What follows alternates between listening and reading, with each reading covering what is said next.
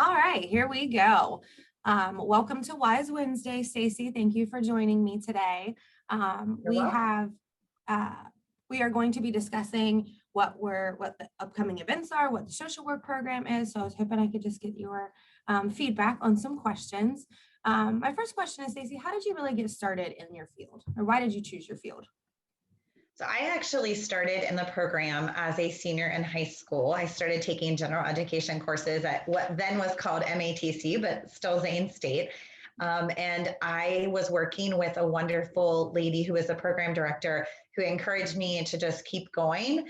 And my parents always helped out in the community. They ran our benevolence program at our church. And so I really kind of had an idea of what it was like to be a social worker.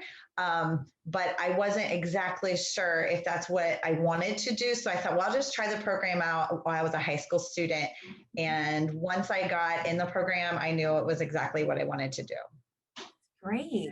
That's a great way to start. And it's great that you teach now at Zane State when it used to be, and you came here when it was MATC. So that's awesome. What do you think the biggest program misconception is? Well, I think a lot of times students come into the program saying they want to help people, and a lot of us do. We want to help in some way, but how we help is different in social work. And so I kind of like to make sure that students understand what that looks like. So we're going to be helping people who are vulnerable and oppressed. So people that a lot of times aren't given a fair chance in the community. It may be people who are in poverty. It may be people who identify with a different sexual orientation. It may be people who have experienced some difficulties in their lives. They might be struggling with chemical dependency issues. They might be a survivor of some type of abuse. So when we say we're going to help people, we're helping them with their well-being, and we're looking at the entire picture. So we're looking at all of those other elements. We might be partnering with some of the other professions like occupational therapy, physical therapy, law enforcement, but we're really going to work on that well-being of that person. Great. I can see that because that would be my first thought. It was just that I want to help people in that field. So thank you for clarifying that. Yes, and we also do not take people's children because, again, a lot of times that's what people think of. They think the only job that social workers do are at children's services. And while that is one of the opportunities and options, that is not even accurate. We try to reunify families. We try to keep families together. So if we are working in the field of child protective services, really our goal is to keep those families safe. And if we can do that, keeping them together, we want to do that as well. So that's another typical misconception. Gotcha. Well, thank you for clarifying that. Yes. What do you think the most asked question about your program is? Are you going to be poor if you're in this field? That truly is one of the biggest questions that people come in and ask me. And what I tell students is we do not consider this a terminal degree. So we do want you to go on to get your bachelor's, but can you make a living wage in this field? Yes, you absolutely can. Gotcha. That's awesome.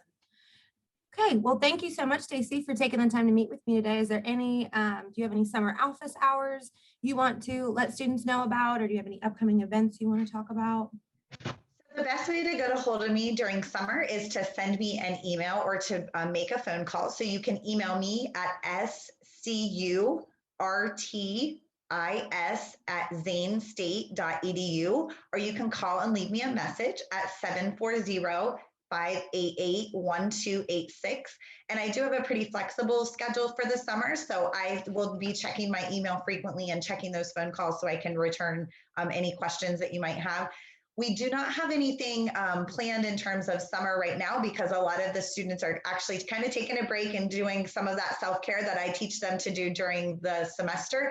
But in the fall, we usually start planning our major events. One of the big events we usually do is in September at Sechrist Auditorium for those in recovery. So we don't have any details on that yet, but that will be something that we will be planning soon. So we hope to see you there, and we're excited to have you in our program. Great. Thanks so much, Stacy. Thank you.